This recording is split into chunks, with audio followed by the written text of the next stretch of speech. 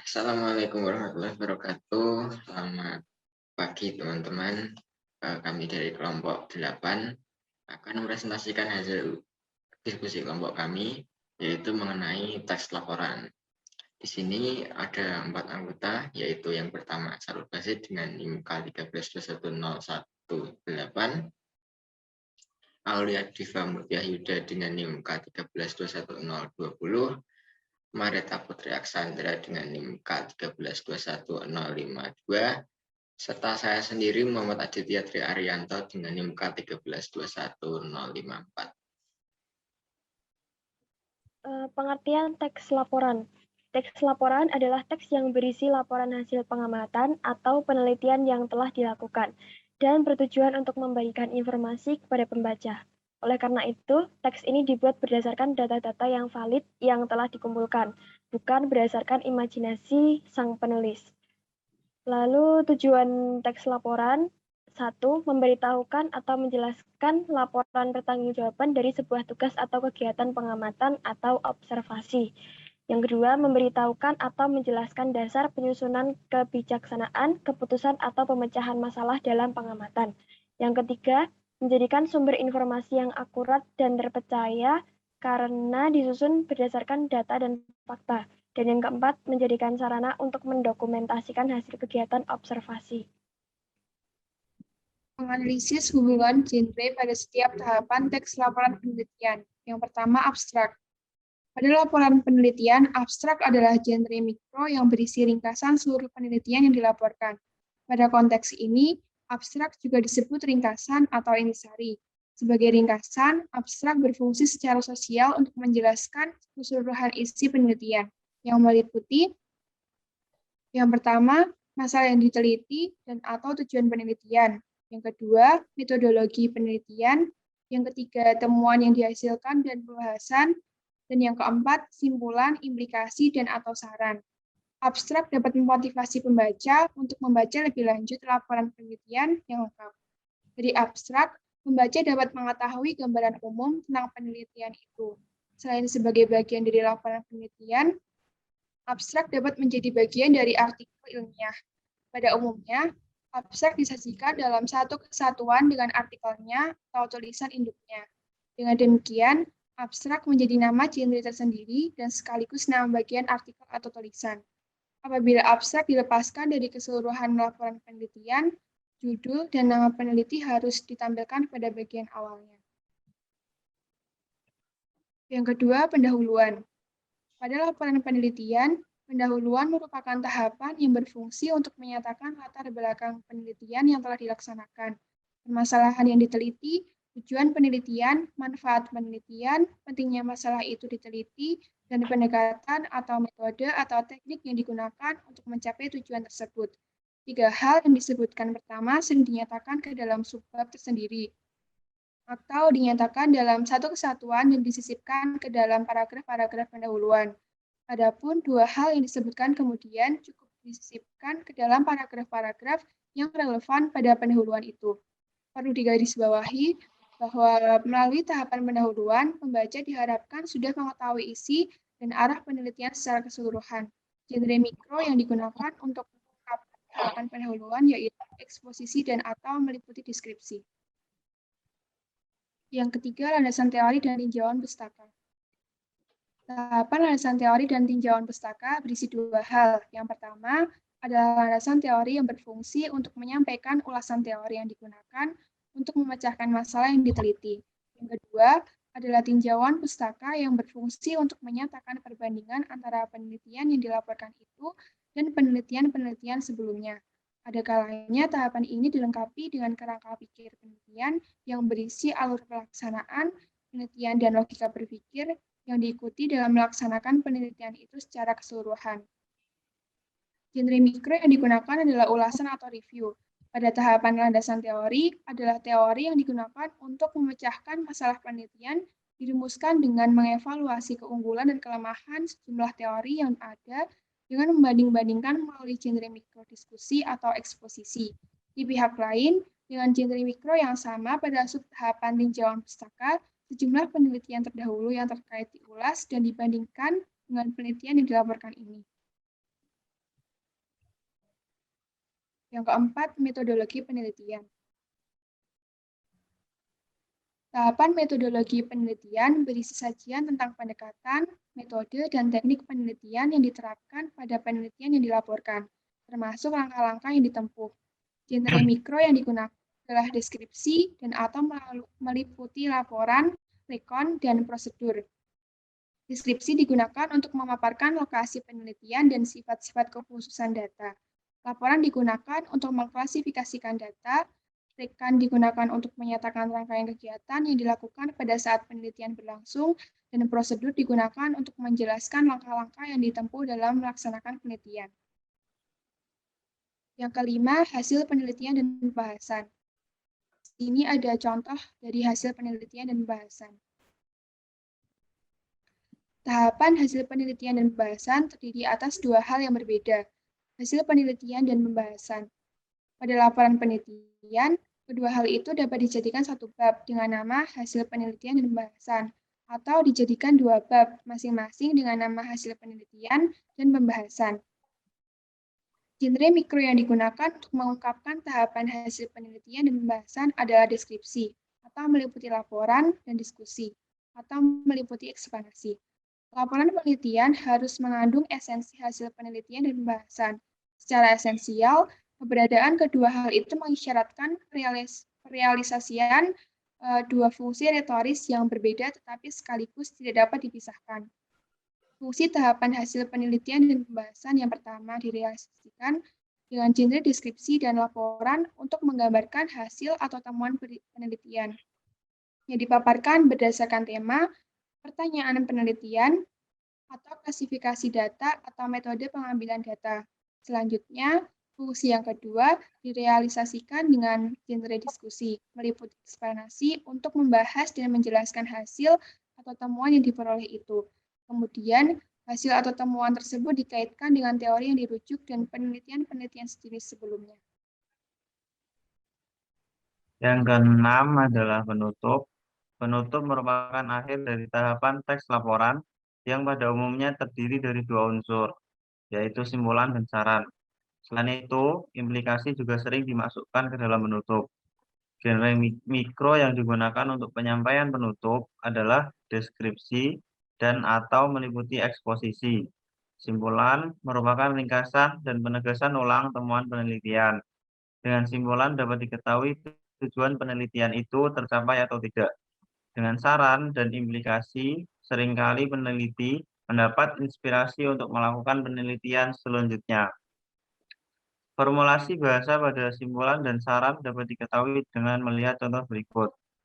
Untuk simpulan, setelah dilakukan penelitian terhadap kesehatan perempuan Samin di Pegunungan Kendeng, Sukolilo-Pati, beberapa poin simpulan dapat dikemukakan sebagai berikut.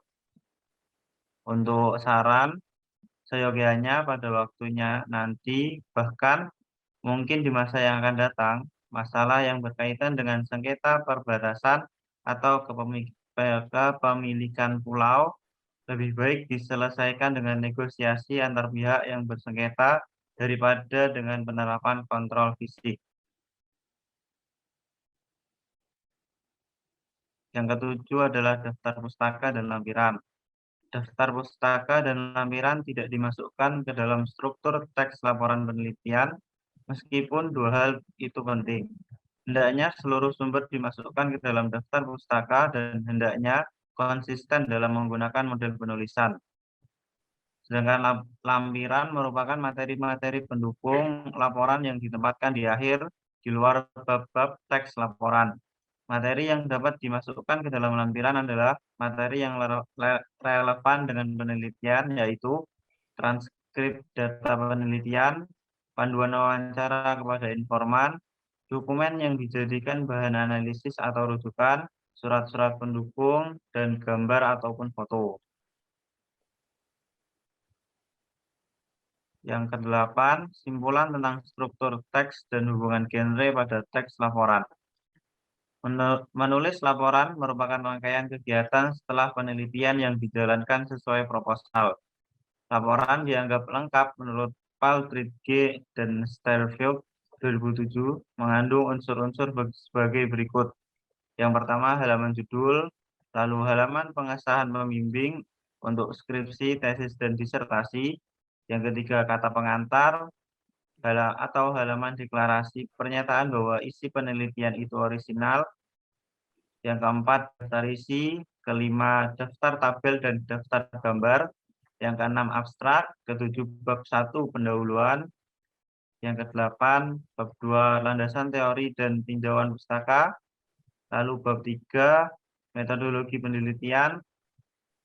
Ke-10, bab 4 hasil penelitian dan pembahasan. Lalu bab 5 penutup. Yang ke-12 daftar pustaka, dan yang terakhir adalah lampiran. Menganalisis hubungan genre pada setiap tahapan teks laporan kegiatan. Yang pertama, ringkasan. Abstrak laporan lebih tepat disebut dengan ringkasan karena menunjukkan intisari dari keseluruhan kegiatan.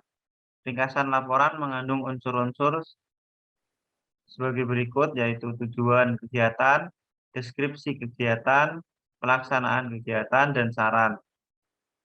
Dan untuk ringkasan, genre yang digunakan adalah deskripsi.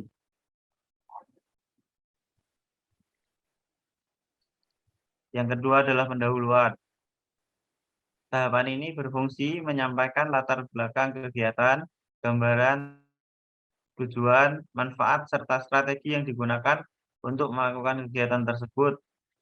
Formulasi bahasa yang menonjol adalah formulasi bahasa deskripsi yang digunakan untuk menjelaskan tujuan dan bentuk kegiatan serta strategi yang diterapkan, dan eksposisi.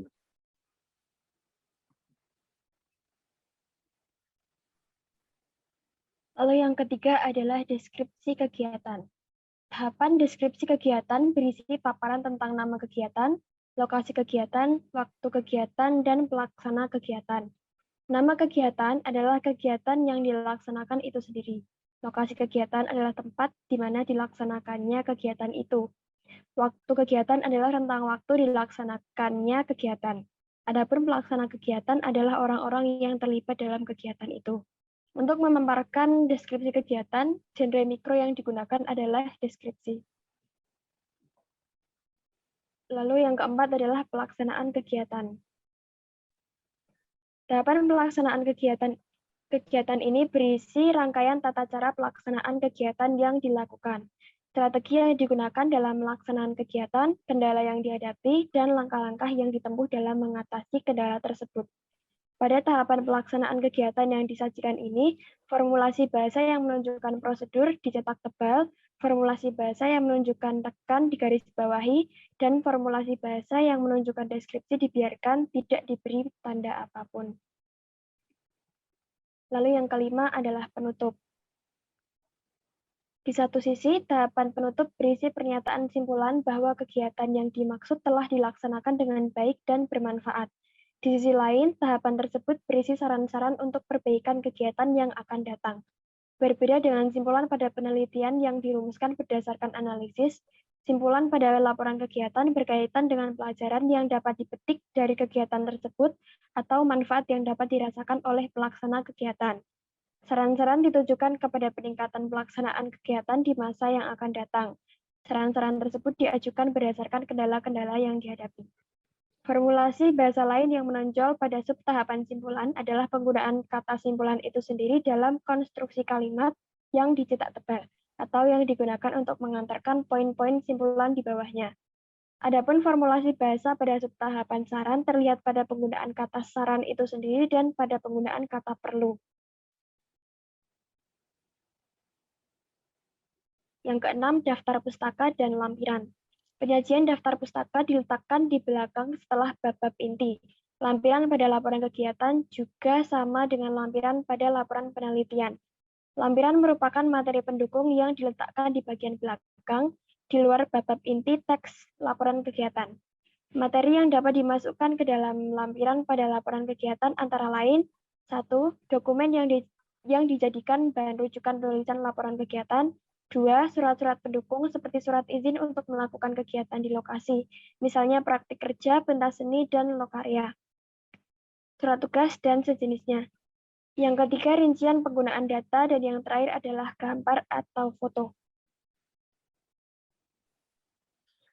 Baik, kesimpulan struktur teks dan hubungan genre pada laporan kegiatan. Setelah dilakukan penelusuran terhadap struktur teks dan genre dalam laporan kegiatan, dapat ditarik kesimpulan bahwa laporan kegiatan merupakan paparan hasil pelaksanaan kegiatan berdasarkan proposal yang telah dirancang sebelumnya. Laporan kegiatan mengandung unsur-unsur inti yang saling terikat, yaitu ringkasan pendahuluan, deskripsi kegiatan, pelaksanaan kegiatan, serta penutup. Unsur-unsur lain yang ada meliputi halaman judul, halaman pengesahan, kata pengantar, daftar isi, daftar tabel, daftar gambar, daftar pustaka, dan lampiran. Unsur-unsur tadi dapat dirangkum ke dalam suatu struktur teks laporan kegiatan dengan urutan. Yang pertama ada ringkasan, kemudian ada pendahuluan, deskripsi kegiatan, pelaksanaan kegiatan, serta penutup. Struktur teks direalisasikan oleh genre sesuai dengan fungsi retorisnya masing-masing. Pada dasarnya, tabel tersebut tadi merupakan simpulan dari hasil analisis terhadap unsur-unsur inti dari laporan kegiatan. Apabila unsur-unsur inti dan unsur-unsur yang lain dijadikan satu, maka terbentuklah sistematika laporan kegiatan.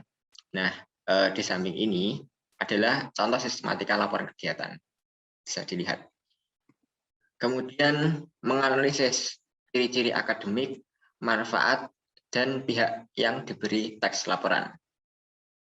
Yang pertama, kita menganalisis dulu ciri-ciri akademik teks laporan. Laporan penelitian maupun laporan kegiatan dapat dianggap bagus apabila memiliki ciri-ciri akademik berikut. Yang pertama, ringkas atau padat. Ini artinya berisi hal pokok saja dan dirangkum secara ringkas. Kemudian yang kedua ada lengkap. Cirinya adalah lengkap. Berisi aspek-aspek yang diteliti atau dilakukan dengan didukung oleh sumber kepustakaan yang memadai. Selanjutnya adalah logis. Berisi informasi yang disertai penjelasan dan alasan-alasan yang masuk akal. Selanjutnya ada sistematis, disusun menurut struktur teks yang mengandung tahapan-tahapan yang berurutan. Kemudian ciri terakhir adalah lugas, yaitu disajikan dengan bahasa yang objektif. Yang kedua, menganalisis manfaat teks laporan. Bagi peneliti sendiri, laporan penelitian menjadi bukti bahwa peneliti dapat menemukan sesuatu. Kemudian bagi pelaksana, laporan menjadi bukti bahwa suatu kegiatan telah terlaksana dengan baik. Untuk pihak-pihak yang diserai laporan memberikan gambaran mengenai pemecahan masalah yang diteliti, atau gambaran tentang sesuatu yang telah dilaksanakan. Laporan penelitian dan laporan kegiatan memiliki beberapa fungsi, antara lain yang pertama ada fungsi informatif, yaitu laporan sebagai sumber informasi bagi pembacanya. Yang kedua ada laporan fungsi pertanggungjawaban, yaitu laporan merupakan bentuk pertanggungjawaban dari peneliti atau pelaksana kegiatan kepada atasan, sponsor, atau pembaca bahwa penelitian atau kegiatan telah dilaksanakan.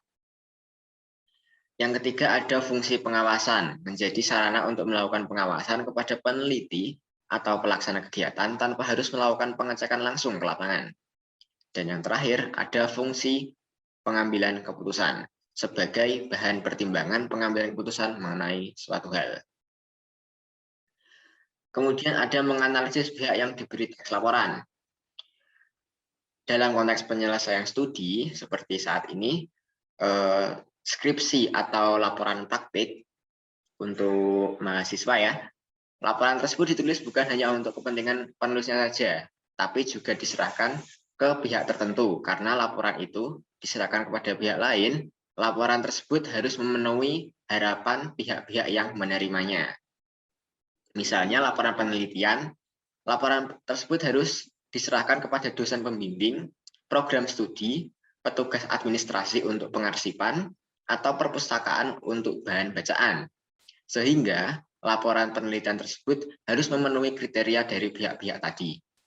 Kemudian apabila laporan kegiatan ditujukan kepada sponsor, sebagai penyandang dana, laporan yang diserahkan harus memenuhi harapan dan kriteria dari pembimbing dan sponsor, sehingga dapat diterima dengan baik. Sementara itu untuk laporan kegiatan seperti magang, seminar, pentas seni, dan lain-lain, laporan harus dibuat sesuai dengan pihak-pihak yang terkait. Pihak-pihak terkait yang dimaksud di sini antara lain pembimbing, penyelenggara, sponsor, tokoh masyarakat, atau pemangku kepentingan yang lain. Dan presentasi dari kelompok kami, apabila ada kekurangan kami mohon maaf. Terima kasih.